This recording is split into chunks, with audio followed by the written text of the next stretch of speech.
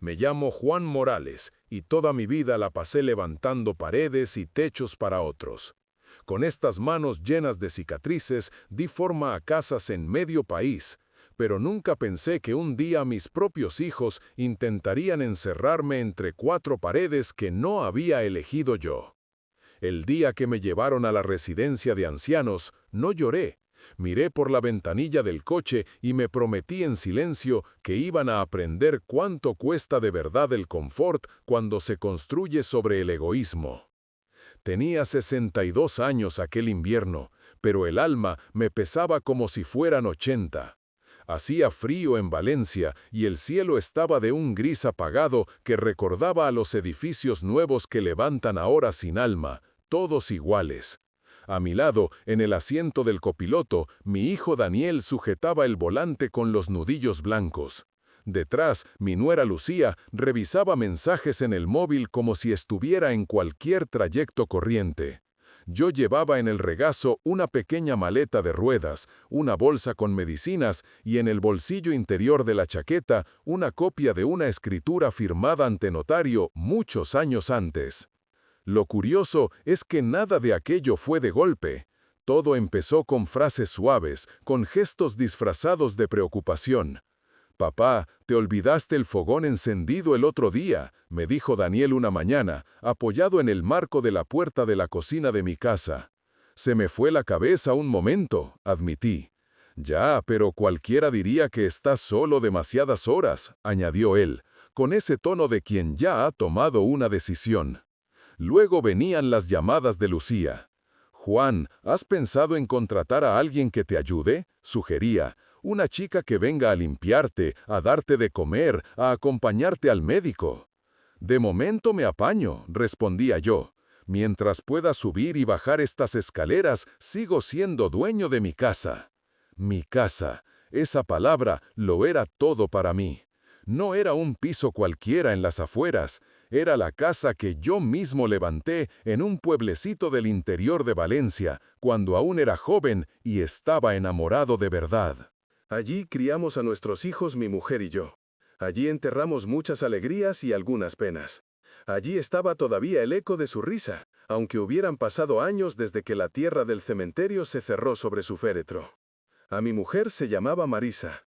La conocí en las fiestas del pueblo, cuando cantaba en la rondalla con un vestido azul que se me quedó grabado en la memoria para siempre. Nos casamos con poco, pero con muchas ganas. Yo trabajaba de albañil y ella en la panadería de su tío. Entre los dos, ladrillo a ladrillo, fuimos levantando nuestro propio hogar en un terreno que mi padre me dejó a las afueras del pueblo, justo donde empezaban los naranjos. Recuerdo el solar vacío, la tierra rojiza, el olor a polvo húmedo después de la primera lluvia de otoño. Marisa se sentaba en una silla de playa, bien plantada en medio del terreno con una libreta en la mano. «Aquí irá la cocina», decía señalando con el bolígrafo, «con una ventana grande para que entre el sol de la mañana. Y aquí la terraza», añadía yo marcando con cal una esquina, «para que puedas poner tus macetas y sentarnos a ver las tormentas de verano». Ella reía. Ese reír tan suyo que hacía que uno quisiera trabajar el doble solo por oírlo. «Lo estás haciendo demasiado grande, Juan. No vamos a llenarlo nunca». «Ya lo llenaremos, con niños, con amigos, con historias». Y la llenamos. Primero vino Daniel, luego su hermana Clara, unos años más tarde. Las paredes se llenaron de marcas de lápiz con sus alturas. El pasillo se llenó de dibujos pegados con celo. La cocina de olor a guiso y a pan recién hecho, porque Marisa nunca dejó de amasar aunque hubiera dejado la panadería. En la terraza teníamos un banco de madera donde nos sentábamos por las noches a escuchar grillos y hablar de tonterías. Éramos pobres, sí, pero nunca nos faltó esa sensación de estar en casa. Trabajé muchos años de sol a sol. Obra en Valencia, en Castellón, en Alicante. En todas partes dejé tabiques, tejados, muros. Pero mi orgullo siempre fue la casa del pueblo, la que llevaba nuestras huellas en cada rincón. Allí celebramos comuniones, cumpleaños, nochebuenas con turrón barato y villancicos desentonados. Allí vimos crecer a Daniel y Clara hasta que el pueblo les quedó pequeño y se fueron a la ciudad. Los hijos se distancian, eso lo sabe cualquiera que haya cumplido más de 50. Al principio venían los fines de semana, luego solo algunos. Después, solo fiestas señaladas. Siempre tenían prisa. Había que volver pronto, que si los niños, que si el trabajo, que si el tráfico de la autovía. Marisa lo entendía, yo también.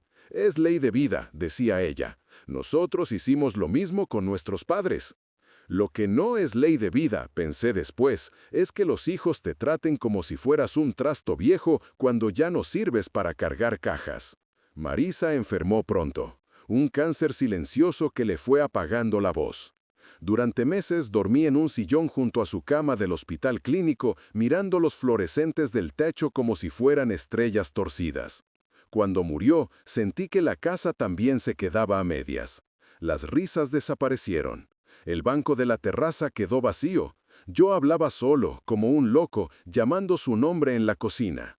Fue en esa época cuando ella me habló de la casa, una noche en la habitación del hospital, mientras escuchábamos las máquinas pitar con ese ritmo frío que te recuerda que ya no manda sobre tu cuerpo. Juan, me dijo con los ojos hundidos pero todavía vivos, prométeme una cosa. Lo que quieras, respondí. No dejes que nadie convierta nuestra casa en algo que no es. No es un número, no es un precio, es nuestra vida entera. Protégela. Yo asentí, con la garganta hecha un nudo. La protegeré, susurré. Y la protegí. Después de enterrarla en el cementerio del pueblo, entre cipreses y cruces de piedra, fui a ver a un viejo conocido en Valencia.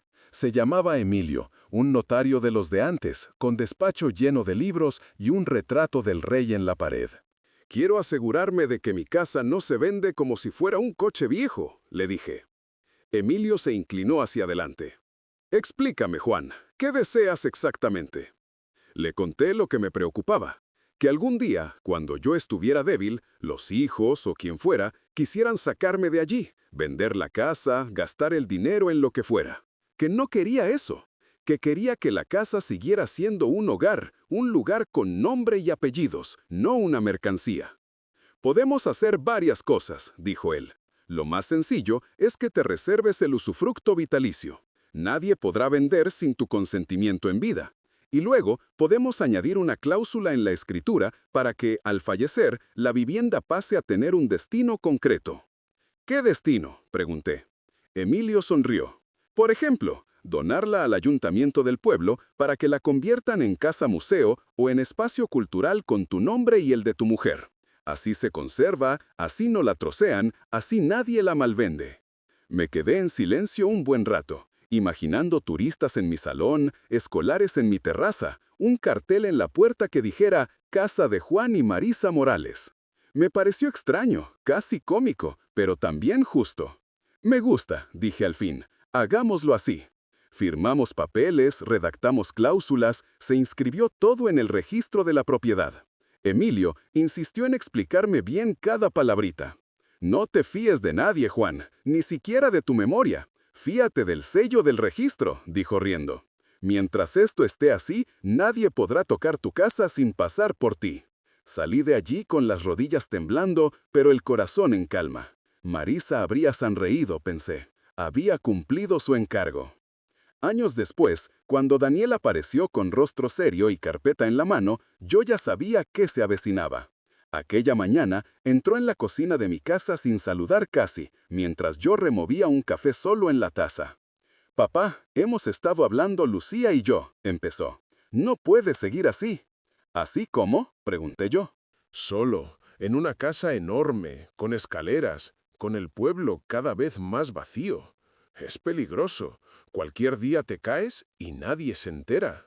No lo decía desde el cariño, lo decía desde el cálculo. Esa música me la conocía. Lucía llegó después con su tono dulce. «Juan, hemos visto una residencia muy buena cerca de nuestro piso en Valencia. Tiene médicos, actividades, comida caliente. Vas a estar cuidado. Es lo mejor». «¿Y la casa?», pregunté, mientras veía al gato pasar por la puerta con la cola en alto. «La casa la gestionamos nosotros», se apresuró Daniel. «La podremos alquilar o vender. Así tienes dinero para tus cosas. No te preocupes, seguirá en la familia de alguna manera». El discurso estaba bien ensayado. Me lo sirvieron con sonrisa y promesas. Yo escuché sin interrumpir. como quien oye llover sabiendo que ya ha recogido la ropa del tendedero. No me peleé. Discutir con hijos convencidos de su superioridad es como gritarle al mar. No te oye. Si creéis que es lo mejor, adelante, dije al final. Ya no estoy para ir contracorriente. Sus caras se relajaron. Lo confundieron con rendición. Yo lo sabía. Ellos no. Organizaron el traslado en pocos días. Vinieron con cajas del Carrefour, con bolsas de basura negras para las cosas que consideraban viejas, con un aire de mudanza alegre que a mí me sonaba a funeral sin cura. Vi cómo metían mi ropa en maletas, cómo envolvían con papel burbujas el marco con la foto de boda de Marisa. Vi cómo Lucía abría cajones y tiraba cartas que ella no entendía. Me dolió, pero no dije nada. «Quédate con lo básico, papá», repetía Daniel. «En la residencia tendrás poco espacio». «Lo justo», corregí yo. El momento de la llave fue curioso. Daniel se plantó en la puerta, al final de la mañana, con las llaves de la casa en la mano. Esos 3 llaveros gastados que yo había llevado siempre en el bolsillo. «Te las guardo yo, ¿sí?», dijo. «No tiene sentido que las tengas tú ya». Las miré un segundo y luego se las puse en la palma. «Ten cuidado con ellas», murmuré. «Abren algo más que una puerta». No entendió nada. Sonrió, me dio una palmada en el hombro y bajamos juntos al coche. La residencia estaba en las afueras de Valencia, cerca de un centro comercial. Un edificio blanco, con cristales grandes y un cartel que decía «Residencia Los Naranjos». Dentro olía a lejía y sopa. Me recibió una chica joven con uniforme azul claro y sonrisa entrenada. «Bienvenido, Juan», dijo. «Yo soy Ana, una de las enfermeras. Te va a encantar este sitio». Me enseñaron la habitación. 2 camas, una mesita de noche, un armario pequeño, una televisión colgada en la pared. Mi compañero de habitación roncaba profundamente. En la ventana se veía el aparcamiento del supermercado de enfrente. «Vaya vistas», pensé. Daniel me dio 2 besos rápidos. «Te llamo luego, ¿vale?», prometió. Lucía me acarició el brazo. «Te vamos a visitar mucho, ya verás», añadió. Los vi salir por el pasillo con prisa, como si temieran cambiar de opinión si caminaban despacio. Cuando la puerta se cerró, me senté en la cama, abracé la foto de Marisa y le susurré. «Ya está, mujer. Estamos donde ellos querían. Ahora veremos quién se queda con qué de verdad». Los días en la residencia tenían un ritmo casi militar. A las 7, luces encendidas y reparto de pastillas. A las 8, desayuno en el comedor. A las 10, gimnasia con una monitora que gritaba cosas alegres mientras nosotros intentábamos levantar los brazos sin rompernos. A mediodía, plato combinado. Por la tarde, bingo o televisión. Por la noche, pasaban lista como en un cuartel. Había gente de todo tipo. Algunos estaban perdidos, preguntaban cada día por padres muertos hacía décadas. Otros guardaban un hilo de lucidez y se agarraban a él como a un flotador en el mar. Yo me movía entre esos segundos. No estaba completamente entero. Las rodillas me fallaban, la memoria me jugaba malas pasadas con los nombres, pero el recuerdo importante, el de la notaría, brillaba como hierro al sol. Conocí a Enrique en la sala de televisión. Era un hombre delgado, con gafas gruesas y manos que temblaban poco para la edad que decía tener. «Yo antes era abogado», me confesó una tarde, mientras echaban un programa de cotilleos horrible, de los que sabían perder batallas pequeñas para ganar las grandes. Me caía bien, tenía ese humor cansado de quien ha visto demasiadas sentencias. «Yo era albañil», le dije, «construía casas». «Entonces sabrás de cimientos», respondió. «Seguro que no te gusta cuando algo se levanta deprisa y sin mirar planos». Asentí. Habíamos entendido lo mismo sin necesidad de más palabras. Un día, al volver de la comida, encontré el móvil vibrando en el cajón de la mesita. Tenía un mensaje de Daniel. «Papá, ya hemos iniciado los trámites para vender la casa. Descansa tranquilo, te queremos». Releí esas frases 3 veces. Sentí primero un pinchazo de rabia en el estómago, luego una especie de risa amarga que me subió a la garganta. «Pobres tontos», murmuré. Aquella tarde le pedí a Ana, la enfermera, que me ayudara con algo. «Ana, ¿Podrías imprimir un documento si te lo mando al correo?, le pregunté. Claro, Juan, respondió ella. Lo hacemos con muchos abuelos. Traen cosas del banco, de la seguridad social. Le envié el archivo que Emilio, el notario, me había mandado años atrás. A la mañana siguiente, Ana me dio las hojas.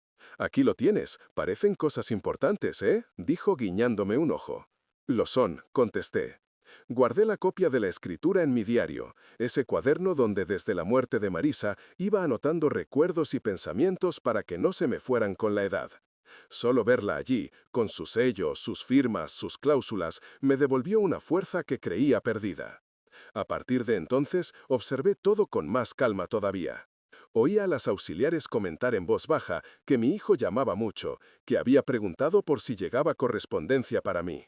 Un día incluso escuché, a través de la puerta entreabierta de la sala de enfermería, a una de ellas decir: «Este tal Daniel ha preguntado si podía cambiar la dirección para que las cartas de su padre lleguen a su casa». Se nota que están moviendo papeles. Sonreí, invisible en el pasillo. Enrique empezó a notar mi sonrisa. «Te veo distinto, Juan», comentó un domingo en el patio interior mientras el sol de invierno nos daba en las rodillas. «Es que se acerca una tormenta», respondí, «y yo ya tengo el tejado bien puesto». «¿Problemas de herencias?», preguntó él, con la intuición de los viejos abogados. «Digamos que mis hijos se han olvidado de leer la letra pequeña», admití.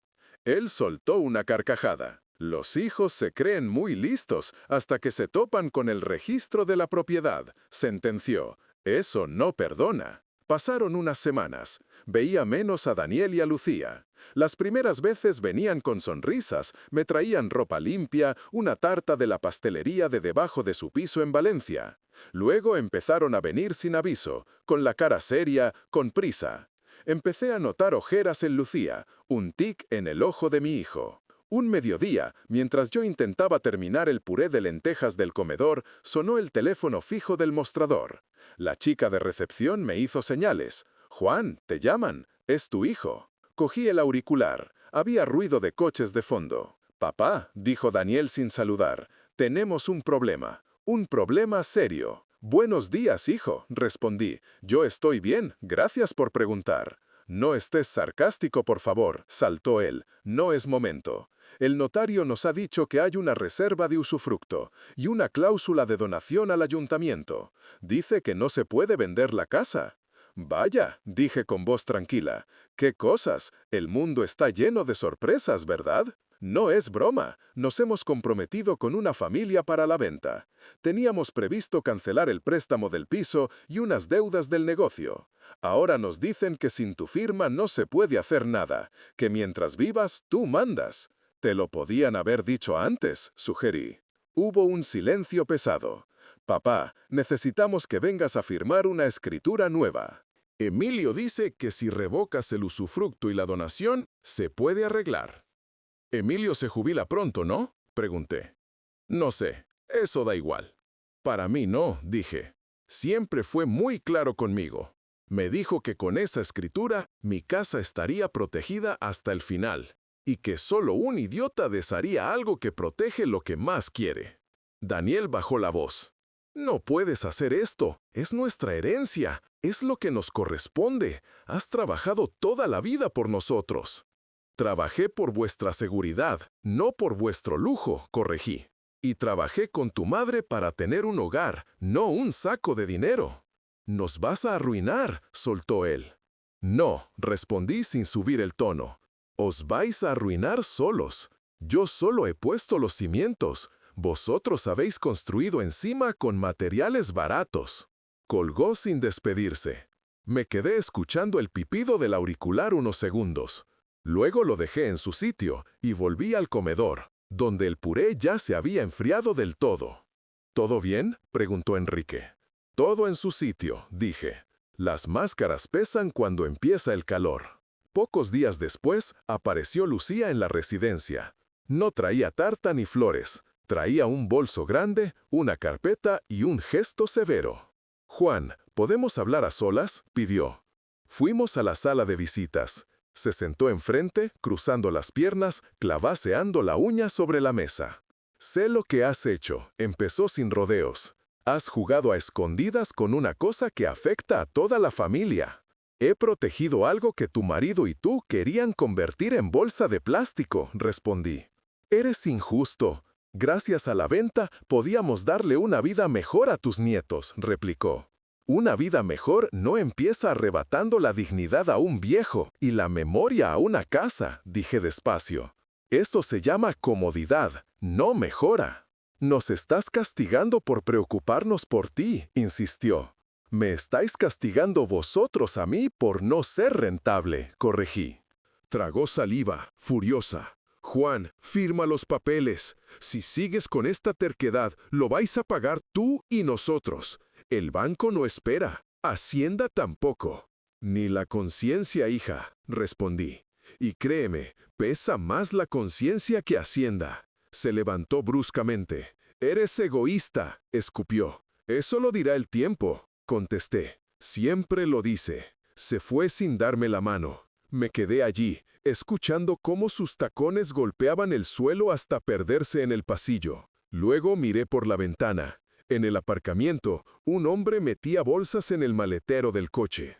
Todo seguía igual, como si nuestras discusiones fueran apenas humo. Pasaron unas semanas en silencio. Yo seguí con mis rutinas en la resiliencia. Enrique y yo jugábamos al dominó en el patio cuando el tiempo lo permitía. Ana me traía los medicamentos con una paciencia que yo agradecía más de lo que decía. A veces, por las noches, me quedaba despierto un rato largo, releyendo la copia de la escritura, pasando los dedos por los nombres de Marisa y míos. ¿Lo hemos hecho bien, mujer?, preguntaba en voz baja. Yo creo que sí. La respuesta me llegó un día de lluvia. Me llamaron a la sala de visitas. Estaban los dos, Daniel y Lucía, sentados en las sillas de plástico, sin chaquetas, con los ojos enrojecidos. Me acerqué con mi bastón, despacio, sin prisa. Me senté frente a ellos y esperé. Aprendí hace tiempo que el que habla primero suele ser el que más miedo tiene. Papá, dijo Daniel al final, con la voz rota, esto no tiene sentido. Te vas a morir algún día. La casa se quedará ahí, cerrada, abandonada. ¿Qué más te da firmar ahora o dejar que pase después? Me da que ahora queréis usarla para pagar deudas que vosotros habéis creado. Y después, cuando yo no esté, seguirá teniendo el destino que tu madre y yo elegimos juntos. No hay comparación. ¿Qué destino?, preguntó él, incrédulo. Saqué del bolsillo una carta que había recibido del ayuntamiento del pueblo. La abrí con cuidado y la puse sobre la mesa. El ayuntamiento aceptó la donación, dije. Cuando yo falte, la casa será municipal. Han prometido conservarla tal cual, con su cocina, su terraza, su banco. Quieren hacer allí una pequeña casa museo de la vida en los pueblos del interior de Valencia en la segunda mitad del siglo XX.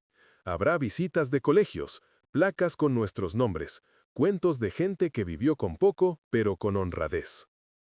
Lucía abrió los ojos como si le hubiera dicho que iban a derribar la casa. «No puedes haber hecho eso», susurró. «Pude y lo hice», respondí. «Nos has dejado sin nada», murmuró Daniel. «No», dije con calma, «os he dejado sin lo que no os corresponde. Lo que sí os dejo es otra herencia, pero no os gusta. Se llama vergüenza y memoria. Con el tiempo, tal vez aprendáis a manejarla». Él apretó los puños. «Siempre has sido un orgulloso papá». «No», rectifiqué. «Siempre he sido un hombre que respeta su palabra. Le prometí a tu madre que la casa no sería moneda de cambio, y aquí estoy, cumpliéndolo». Hubo un silencio denso. Afuera seguía lloviendo. Las gotas golpeaban los cristales con insistencia.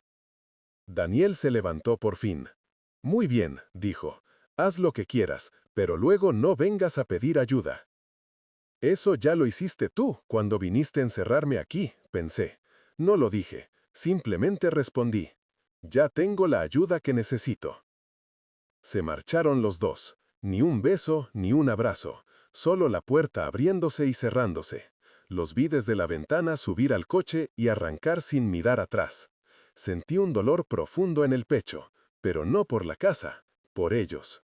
porque prefirieron perder a su padre antes que renunciar a dinero que ni siquiera tenían aún. Enrique apareció a mi lado al rato. «¿Cómo ha ido el juicio?», preguntó. «Como todos», contesté. «Cada parte se va convencida de que ha ganado algo». «¿Y tú?», insistió. «Yo me voy en paz», respondí, «que es lo único que me importa ahora». Los días comenzaron a pasar con una nueva serenidad.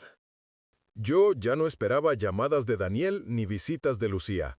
Pero un sábado por la tarde, mientras veía un partido de fútbol en la televisión de la sala común, vi una silueta conocida en la puerta.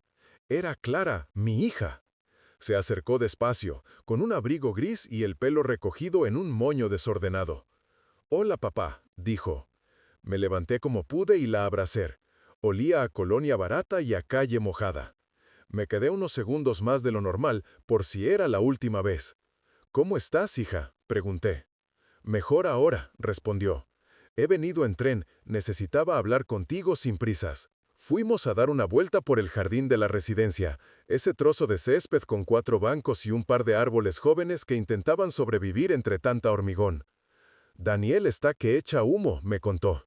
«Dice que le has traicionado». «Sí, claro», dije. «Desde su punto de vista, el traidor es el que no firma».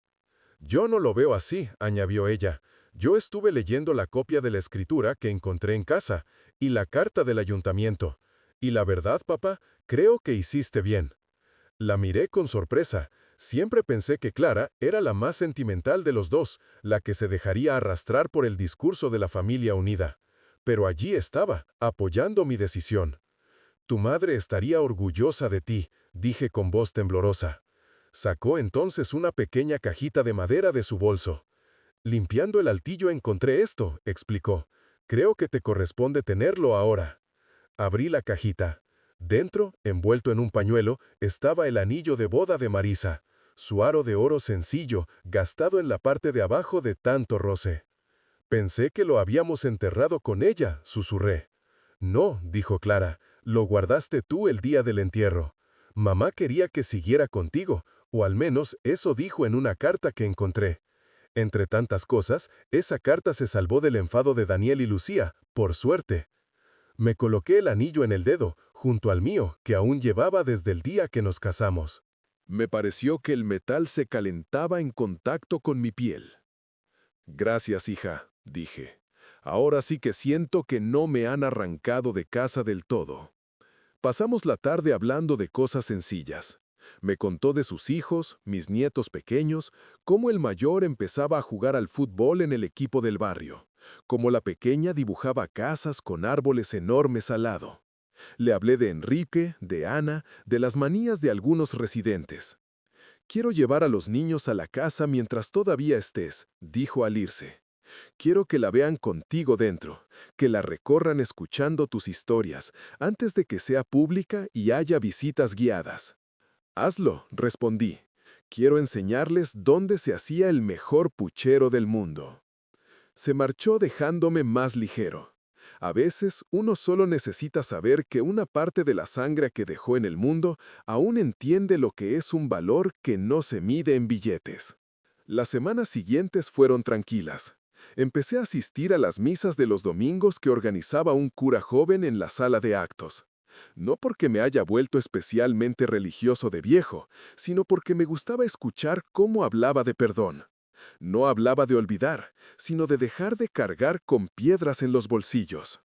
Una mañana, al abrir el buzón de la residencia, encontré una carta oficial del ayuntamiento del pueblo.